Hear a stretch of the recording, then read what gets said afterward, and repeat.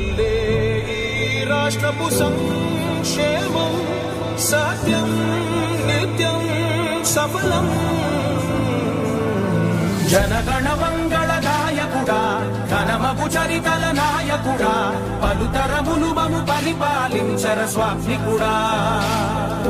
నవయుగ మేధో సైనికుడా, సమయము తెలియని సేవకుడా, యువ నవ్యాంధ్రకు ప్రగతిని చూపర సాధకుడా, వైతాళికుడా.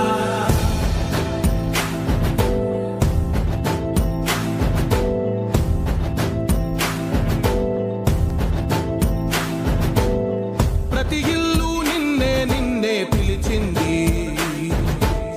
ప్రతి గడప నీకే స్వాగతమంట.